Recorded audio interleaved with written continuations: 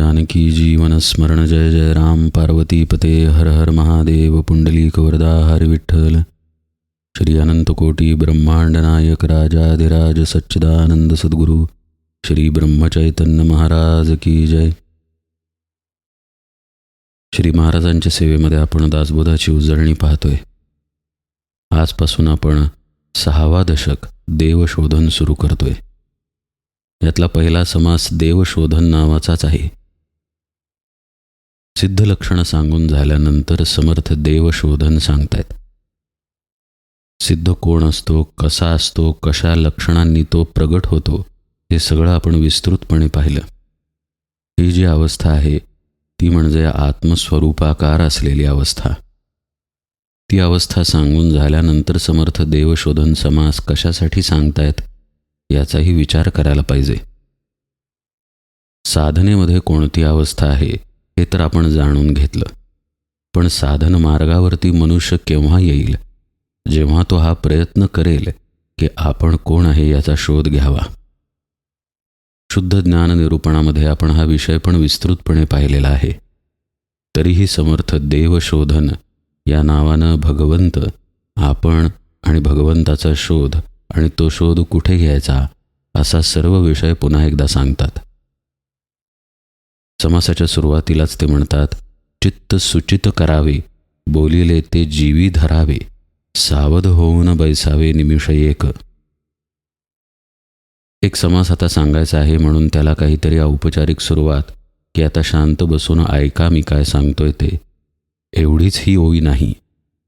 या ओवीमध्ये समर्थांनी एक प्रकारे साधना सांगितलेली आहे।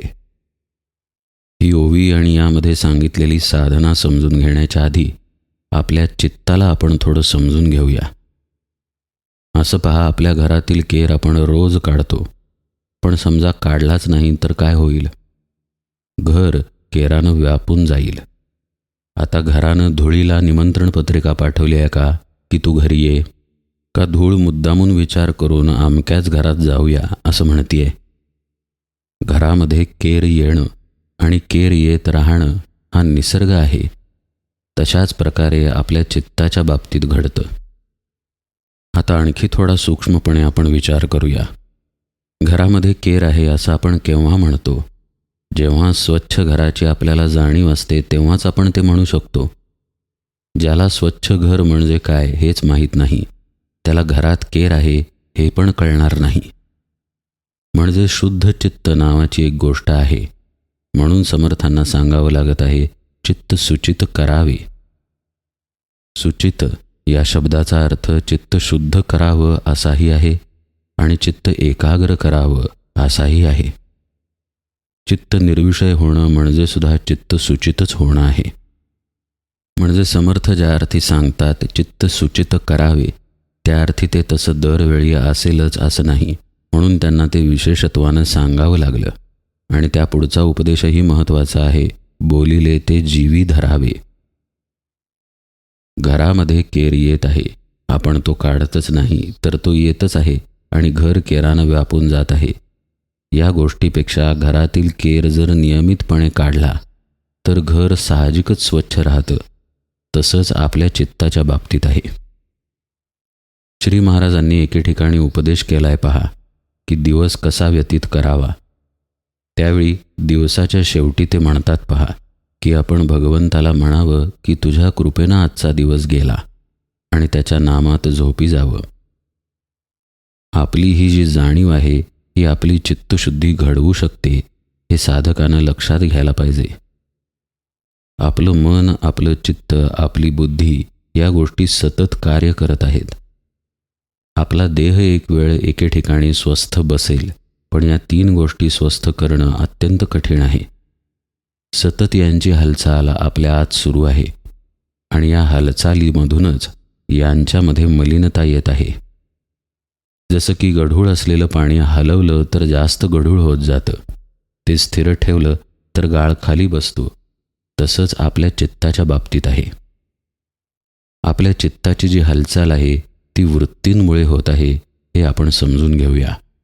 आणि आपल्यामध्ये उमटणाऱ्या वृत्ती रज, तम, सत्व या गुणांमुळे येत आहेत हेही आपण समजून घेऊया।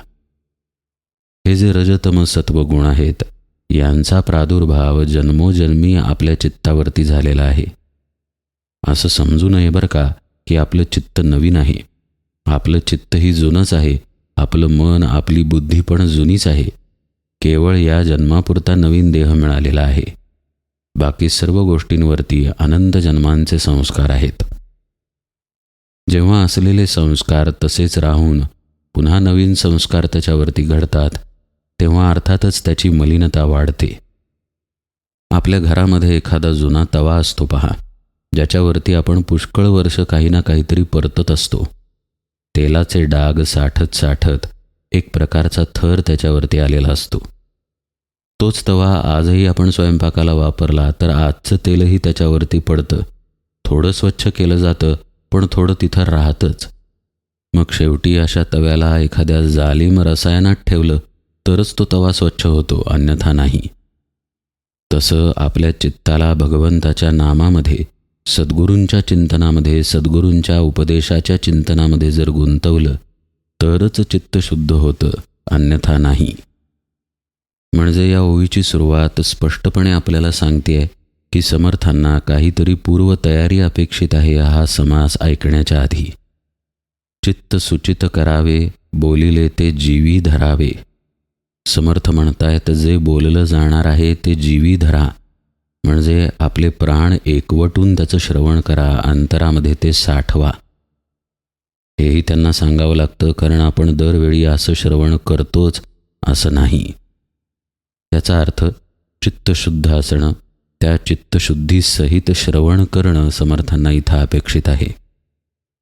आता हे जे समर्थांना अपेक्षित आहे ते नेमकं घडतंय की नाही हे कशावरून ठरणार? तर त्याच्याही काही खुणा आहेत. श्रवण होत असताना इतर गोष्टी ज्या आपल्या कानावरती पडतायत त्या श्रवणाव्यतिरिक्तच्या बरं का, तिकडे आपलं चित्त धावतंय का? तिकडे आपली दृष्टी धावती आहे का? तिकडे आपलं मन धावतंय का? हे ज्याचं त्यानं तपासावं. ते धावत असेल तर आपण बोलिले ते जीवी धरावे असं करत नाही आहे हे पक्क समजावं.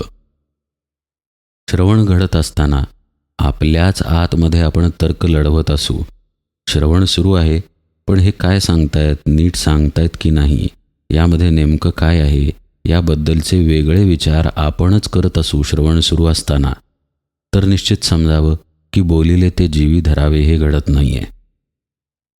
श्रवण घडत असताना श्रवण होतच नाही आहे आणि आतमध्ये वेगळंच कोणतं तरी चिंतन सुरू आहे, तेव्हा तर निश्चितच समजावं की बोलिले ते जीवी धरावे हे आपण करत नाही आहे. म्हणजे खरं पाहता डोळे मिटलेले असावेत आणि शांतपणे अत्यंत एकाग्र होऊन श्रवण करणं समर्थांना इथं अपेक्षित आहे. म्हणून लगेच ते पुढं म्हणतात पहा, सावध होऊन बैसावे निमिष एक निमिष शांत बसा, असा त्यांचा इथं बोलण्याचा अर्थ असला तरी त्यातही खोल अर्थ लपलेला आहे. ते शांत बसणं सावधानतेनं करा असं ते म्हणतायत. आता कुठं सावध व्हायचं? आपल्या अंगावरती तर काही कोसळून पडत नाही आहे किंवा आपल्या आजूबाजूला पण कुणी असा प्राणी नाही आहे जो आपल्याला त्रास देईल. सावधानता कशाच्या बाबत? आपल्याच मनाच्या, आपल्याच चित्ताच्या, आपल्या आत जे विकार येत आहेत त्यांच्याबद्दलच आपण सावध असलं पाहिजे. आणि ही सावधानता राहण्यासाठी एखाद्या स्थिर गोष्टीला आपण धरलं पाहिजे. असं पहा, सावध रहा हा शब्दप्रयोग अत्यंत वैशिष्ट्यपूर्ण आहे. समजा आपण रस्त्यानं गाडीवरून चाललो आहे, नवीनच गाडी शिकलो आहे आणि आपला तोल मध्ये मध्ये जात आहे, तर गाडी शिकवणारा आपल्याला म्हणतो सावध रहा, बी अलर्ट असं आपण इंग्लिशमध्ये म्हणतो पहा. म्हणजे आपली गाडी नेमक्या ठिकाणी रस्त्यावरती राहिली पाहिजे, सरळ राहिली पाहिजे, याबाबत आपण सावध असलं पाहिजे. मग सावधानता कुठल्या गोष्टींपासून राखली पाहिजे? तर रस्ता, आडवी येणारी माणसं किंवा खड्डे वगैरे वगैरे. तसं रस्ता, आडवी येणारी माणसं, खड्डे वगैरे या गोष्टी म्हणजे आपलं मन, चित्त, आपल्यातले विकार वगैरे आहे. आणि आपल्याला सरळ राहायचं आहे, इथे भगवंताचं नाम आहे. म्हणजे सरळ राहण्याची गोष्ट जर ठरलेली नसेल तर सावधानतेला काही अर्थ नाही. जसं की आपण गाडीत चालवत नसू तर सावध राहण्याचा उपदेश कोणी करणारच नाही. आपण गाडी चालवत आहे, तिला स्थिर ठेवण्याचा अभ्यास करत आहे म्हणून सावधानतेचा उपदेश केला जातो. तसंच इथं जेव्हा समर्थ म्हणतात की सावध होऊन बैसावे, तेव्हा त्यांना भगवंताच्या नामाच्या किंवा आत्मानुसंधानाच्या ठिकाणी आपण स्थिर पाहिजे. आणि असं सावध होऊन म्हणजे आता त्याच्या आड मी मन येऊ देणार नाही, चित्त येऊ देणार नाही, माझी बुद्धी येऊ देणार नाही, असं बसून या मार्गानं चित्तशुद्धतेला आणून जे काही बोललं जाईल सद्गुरूंकडून ते जीवी धरलं पाहिजे. म्हणजे ते कानावरती पडत असताना अन्य कोणतीही वृत्ती तिथं नसली पाहिजे, अन्य कोणताही विचार, तर्क, अन्य काहीही तिथं नसलं पाहिजे. शुद्ध निश्चळ असलेल्या पाण्यावरती आणखी एक पवित्र पाण्याचा थेंब पडावा तसं श्रवण घडलं पाहिजे.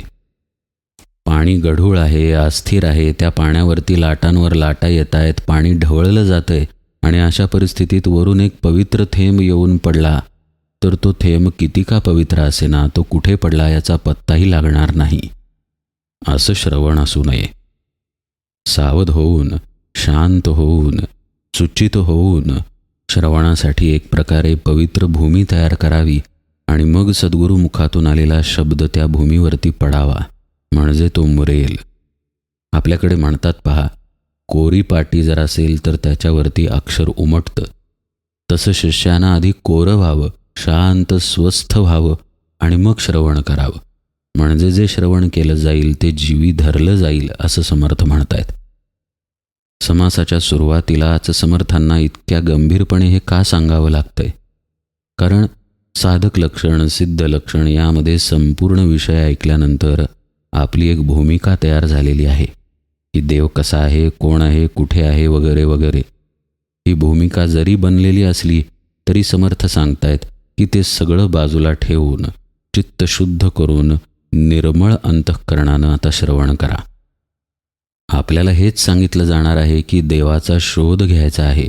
देवशोधन हेच नाव आहे समासाचं. पण आता देवाबद्दल मला माहीतच आहे, शोध कुठे घ्यायचा, कसा घ्यायचा मला माहीतच आहे.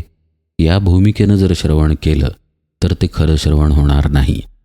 म्हणजे जीवामध्ये आपले समज आपण धरले आणि मग श्रवण केलं. समर्थ म्हणतायत त्याप्रमाणे बोलिले ते जीवी धरावे असं आपण केलं नाही. समर्थ म्हणतायत त्याप्रमाणे जर घडायचं असेल तर आपल्याला चित्त सुचित करून सावध होऊन शांत बसावं लागेल. समर्थ पुढच्या ओव्यांमध्ये हे पटवून देतात की समजा आपण एखाद्या गावी गेलो आणि गावच्या प्रमुखाला भेटलोच नाही तर गावी जाण्यात काय अर्थ आहे? दृष्टांत वजा हा दाखला समर्थांनी दिलाय. तसं आपण गावाला आलेलो आहे, म्हणजेच नरदेहामध्ये आलेलो आहे. पण कुणाच्या सत्तेवरती हा नरदेह चालतो? त्या भगवंताची ओळख जर आपण करून घेतली नाही तर या नरदेहात येणं व्यर्थ जाणार आहे. शेवटी हा मुद्दा पटवून देताना समर्थ म्हणतात, ब्रह्मा विष्णू आणि हर त्यासी निर्मिता तोची थोर, तो ओळखावा परमेश्वर नाना यत्ने. नरदेहामध्ये येऊन आपण अनेक देवतांना शरण जायला लागतो, पण हे विसरतो की ज्यामुळं हा नरदेह शरण जाऊ शकतोय तो कुणीतरी आत आहे आणि तोच खरा देव आहे. तोच सर्वत्र व्यापून आहे, म्हणून समोरच्या मूर्तीला पण देव पण आहे. ज्या चैतन्यामुळं पांडुरंग परमात्म्याला पांडुरंग परमात्मा म्हणून ओळखलं जातं तेच चैतन्य आपल्याही आत आहे. इकडं आपलं लक्ष असत नाही. श्री महाराज म्हणतात पहा, आपल्यामध्ये जो देवांश आहे तोच मारुतीमध्ये होता. मारुतीनं तो फुलवला, आपण झाकून विझवून टाकला. या देवांशाकडे लक्ष द्या असं समर्थ म्हणतायत. लक्षात घ्या, जेव्हा कोणतीही गोष्ट उत्पन्न होते तेव्हा त्याच्या खाली सत्ता असते म्हणून ती उत्पन्न होऊ शकते. पण उत्पन्न झालेली गोष्ट आहे तशी कदापि राहत नाही. पाण्यावरती बुडबुडा येतो, पण बुडबुडा कायम राहत नाही, तो फुटून पाणीच होतो. हा दाखला आहे बरं का. पाणी तरी कुठे कायम राहतं असा तर्क इथे काढायचा नाही. तत्त्वज्ञान समजून देण्यासाठी दिलेला हा दाखला आहे. जसं जमीन आहे म्हणून त्या जमिनीत झाड उगवलेलं आहे. झाड कायमस्वरूपी टिकून राहणार नाही. त्या झाडात बदल तरी होईल किंवा ते झाड कधी ना कधीतरी मरून तरी जाईल, पण जमीन तशीच राहते. तसं मुख्य देवाचं आहे. ब्रह्मा विष्णू महेशही ज्याच्यापासून उत्पन्न होतात, समर्थ म्हणतायत त्या परमेश्वराला ओळखलं पाहिजे नाना प्रयत्न करून. म्हणजे आपले प्रयत्न हे त्या भगवंतासाठी असले पाहिजेत. आपण ज्या देहामध्ये आहोत त्या देहाचा देहभावच वाढवणारे प्रयत्न नसले पाहिजेत, हे समर्थ सांगतायत. तो देव ठाई पडेना तरी यमयातना चुकेना, ब्रह्मांड नायक चोजवेना हे बरे नव्हे, असं समर्थ कळकळीनं सांगतात. त्या खऱ्या भगवंताची जर प्राप्ती घडली नाही तर तुझ्या यमयातना चुकणार नाहीत. यमयातना म्हणजेच जीवभाव कुठेही जाणार नाही. तो तसाच राहील जोपर्यंत भगवंताची ओळख होणार नाही. आणि तो जीवभाव पुन्हा पुन्हा आपल्याला वासनेत अडकवून ठेवून, पुन्हा पुन्हा कर्मबंधनांमध्ये अडकवून ठेवून, पुन्हा पुन्हा जन्ममरणाला कारणीभूत ठरेल. यातून सुटायचं आहे ना, तर समर्थ म्हणतायत त्या देवाला ओळखलं गेलं पाहिजे. इतक्या अमूल्य असलेल्या नरदेहामध्ये तू येतोस आणि त्या ब्रह्मांड नायकाला जर ओळखत नसशील तर हे काही बरं नाही, असं ते म्हणतात. जेणे संसारी घातले अवघे ब्रह्मांड निर्माण केले, त्यासी नाही ओळखले तोची पतित. म्हणून देव ओळखावा जन्म सार्थकची करावा, न कळे तरी सत्संग धरावा म्हणजे कळे. लक्षात घ्या, मुमुक्षु लक्षण, साधक लक्षण, सिद्ध लक्षण वगैरे सांगून झाल्यानंतर समर्थ हा उपदेश करतायत. म्हणजे त्यांची कळकळ, त्यांची तळमळ किती असेल कल्पना करा. आपल्याला या नरदेहामध्ये येऊन ज्या सत्तेनं हा नरदेह चालतो त्याची ओळख करून घेतली पाहिजे. त्याचं गांभीर्य आपल्यावरती ठसावं म्हणून समर्थ या ओव्या सांगत आहेत. देवाला ओळखलं तरच आपल्या जन्माचं सार्थक आहे, अन्यथा नाही. समर्थ म्हणतात हा विषय कळत नसेल तर सत्संग धरा. आणि खरं पाहता सत्संग धरल्याशिवाय हे कळणारही नाही. नाहीतर आपण अखंडपणे बहिर्मुख आहोत. जेव्हा आपण संतांच्या किंवा सद्गुरूंच्या सहवासात जातो तेव्हा खरं म्हणजे त्या संतांचं सामर्थ्यच इतकं असतं की आपण काही विशेष केलं नाही तरीसुद्धा केवळ सान्निध्यात गेल्यामुळं आपल्या वृत्ती अंतर्मुख होतात. तर समजा त्यांच्या सहवासात राहिलो, त्यांच्याकडून उपदेशाचं श्रवण केलं, साधना घेतली, अनुग्रह घेतला, त्यांच्या मार्गदर्शनाखाली ती साधना केली तर किती अंतर्मुखता येईल. त्यामुळे यात न घडणारं असं काही नाही. फक्त अट एकच आहे की सत्संग धरला पाहिजे तरच हे घडेल. जो जाणेल भगवंत तया नाव बोलीजे संत, जो शाश्वत आणि अशाश्वत निवाडा करी, हेही समर्थ लगेच सांगतात. सत्संग धरायचा आहे ना तर तो संत कुठे मिळेल? जिथं भगवंताला जाणलं गेलेलं आहे, जिथं शाश्वत आणि अशाश्वत याचा निवाडा केला जातो ते संताचं ठिकाण आहे. अहो, जो माल पाहिजे तो माल जिथे मिळतो तिथंच आपण गेलं पाहिजे ना. अंतर्मुखतेचा अभ्यास जिथे करवून घेतला जातो तिथे जर आपण गेलो तर आपण अंतर्मुख होण्याची शक्यता. आहोतच आपण मुळात बहिर्मुख. पुन्हा बहिर्मुखताच ज्या ठिकाणी पसरलेली आहे तिथंच जर आपण जात राहिलो तर आपण अंतर्मुख होणार कसे? आपले नवस काय असतात? आपल्या मुलाच्या, मुलीच्या, नवऱ्याच्या, बायकोच्या, घरादाराच्या, संपत्तीच्या बाबतीतील असतात. आपलं मागणं पण आपलं आरोग्य, आपला पैसा, आपलं स्थैर्य, आपली कीर्ती, मान, सन्मान याबद्दलचंच असतं. हे सगळंच बहिर्मुखतेमध्ये आलं नाही का? मग ती बहिर्मुखता पुरवली जाईल म्हणून जर आपण एखाद्या ठिकाणी गेलो तर तिथं आपण अंतर्मुख होणार कसं? समर्थ स्पष्टपणे सांगतायत की संतांचं ठिकाण असं असत नाही. तिथं निवाडा केलेला असतो काय शाश्वत आहे आणि काय अशाश्वत आहे. म्हणजे तिथं हे सांगितलं जातं की देह मिथ्या आहे. देह मिथ्या आहे तर देहाच्या आत असलेलं मन, बुद्धी, चित्त सगळंच मिथ्या आहे. तर तू कोण? तुझ्या मागण्या काय? तुझ्या वासना काय? आणि तुझ्या इच्छा काय? याला काहीही किंमत नाही. असं जिथं जमिनीवर आणलं जातं ते संताचं ठिकाण असतं. जिथं चर्मचक्षूंना देह दिसतो पण असतो तो प्रत्यक्ष भगवंत, म्हणजे ब्रह्मा विष्णू महेशांपैकी नाही बरं का. ज्यानं ब्रह्मा विष्णू महेशांना बनवलं असा जो मुख्य देव आहे तोच तिथं जणू साक्षात रूपामध्ये असतो. पूर्वीच आपण एकदा ओळी पाहिल्या माऊलींची, ते चालते ज्ञानाचे बिंब, तयाचे अवयव ते सुखाचे कोंभ, येर माणूसपण भांब लौकिक भागू. असं जिथं असतं ते संताचं ठिकाण. आणि मग तो निवाडा करतो म्हणजे काय करतो? एखाद्या वस्तूतून आपण एखादी वस्तू निवडून घेतो म्हणजे काय करतो? आपल्याला जी महत्त्वाची गोष्ट आहे ती गौणत्व बाजूला टाकून आपण निवडून घेतो. म्हणजे अशाश्वत असलेलं देहरूपी, मनरूपी, बुद्धिरूपी, चित्तरूपी जे गाठोडं आहे ते टाकून शाश्वत असलेला आत्मतत्व निवडायला जिथं शिकवलं जातं ते संताचं ठिकाण असतं. कसा असतो हा संत साधू? चळेना ढळेना देव, ऐसा ज्याचा अंतर्भाव, तोची जाणी जे महानुभाव संत साधू. शाश्वत आणि अशाश्वततेचा निवाडा तिथं शिकवला जाणार आहे. तर जो शिकवणार आहे तो शाश्वततेमध्ये स्थिर असला पाहिजे ना, तर तसाच तो असतो असं समर्थ सांगतायत. चळेना ढळेना देव ही तर वस्तुस्थिती आहे, पण या बाबतीत ज्याचा अंतर्भाव स्थिर आहे तो संत असतो. आपल्या ठिकाणी जीवभाव स्थिर असतो, तर संतांच्या ठिकाणी आत्मभाव स्थिर असतो. पुन्हा एक प्रकारे समर्थांनी सिद्धलक्षणाची पुनरावृत्तीच केली. पुढची ओळी पण तशीच आहे. जो जनामध्ये वागे, परी जना वेगळी गोष्ट सांगे, ज्याचे अंतरी ज्ञान जागे तोची साधू. समर्थांचा आग्रह आहे की अशा ठिकाणी जाऊन तुम्ही स्थिर व्हा, अशा ठिकाणचा संग धरा. धरा या शब्दामध्ये सुद्धा जाणीवपूर्वक केलेली कृती समर्थ सांगतात बरं का. मला कधीतरी महाराजांच्या इच्छेनं संग घडेल असं म्हणून जो स्वतःच्या कर्मांमध्ये आयुष्यामध्येच रत राहतो तो सत्संग कधी धरणार नाही. आपल्या गोष्टी, आपलं प्रेम, आपली आसक्ती बाजूला ठेवून, बाजूला टाकून संतांकडे जावं लागतं, तरच संत संग घडतो, अन्यथा नाही. पुष्कळांच्या बोलण्यात येतं पहा, बघू गोंदवल्याला कधी जाणं होतंय, महाराज बोलवून घेतील तेव्हा जाऊ. म्हणजे आपण इतके मोठे झालो का की महाराजांनी आपल्याला बोलवावं? असं काहीही परमार्थात असत नाही. आत्ता या क्षणाला महाराजांकडे जाण्याव्यतिरिक्त इतर गोष्टी महत्त्वाच्या आहेत म्हणून आपण जात नाही, ही खरी गोष्ट आहे. भाषा मात्र आपली अशी असते की महाराजांची इच्छा तेव्हा जाणं होईल, त्यांनी बोलवलं तर जाणं होईल.